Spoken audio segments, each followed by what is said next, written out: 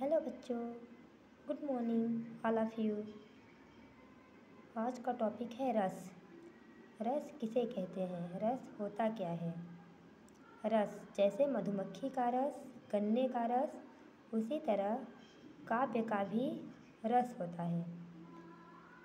रस की परिभाषा: किसी काव्य को पढ़ते, सुनते या देखते समय पाठक, श्रोता व दर्शक को जिस आनंद की अनुभूति प्राप्त होती है उसे रस कहते हैं।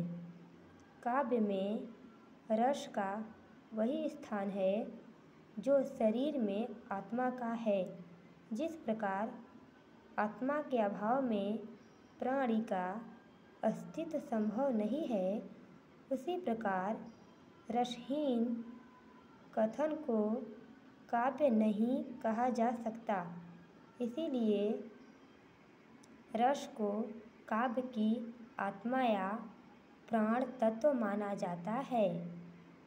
रस शब्द की व्युत्पत्ति: रस शब्द की व्युत्पत्ति संस्कृत की रस धातु में अच प्रत्यय के योग से हुई है, अर्थात रस प्लस अच बराबर रस, जिसका शाब्दिक अर्थ है आनंद।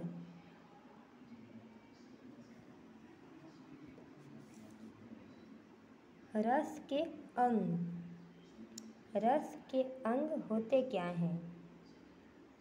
रस के कितने अंग हैं?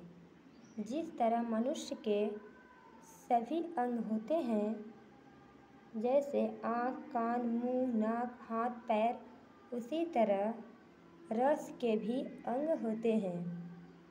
रस के 4 अंग हैं: फर्स्ट स्थायी भाव, सेकेंड विभाव, थर्ड अनुभव, फोर्थ संचारी भाव। फर्स्ट स्थायी भाव: सहृदय के हृदय में जो भाव स्थायी रूप से विद्यमान रहते हैं उन्हें स्थायी भाव कहते हैं।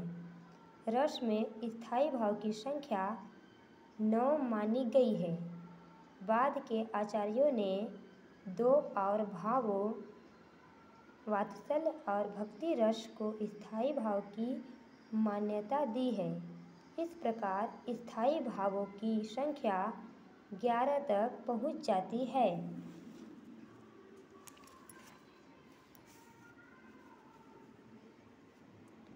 सेकेंड विभाव: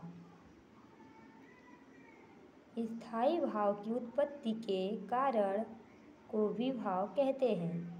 विभाव के 2 भेद होते हैं: फर्स्ट आलम्बन विभाव, सेकेंड उद्दीपन विभाव। फर्स्ट आलम्बन विभाव: स्थायी भाव को जागृत करने वाले विभाव को आलम्बन विभाव कहते हैं। सेकेंड उद्दीपन विभाव: स्थायी भाव को उद्दीप्त या तीव्र करने वाले विभाव को उद्दीपन विभाव कहते हैं।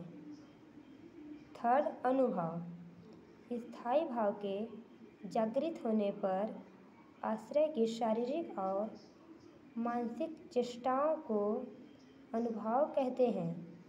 अनुभव की संख्या 4 होती है। फोर्थ संचारी भाव: संचारी भाव आश्रय के मन में उत्पन्न होने वाले अस्थिर मनोविकारों को संचारी भाव कहते हैं। संचारी भाव की संख्या 33 होती है। वीडियो अच्छी लगे तो लाइक एंड सब्सक्राइब करें एंड बेल आइकन दबाना ना भूलें। Bye bye.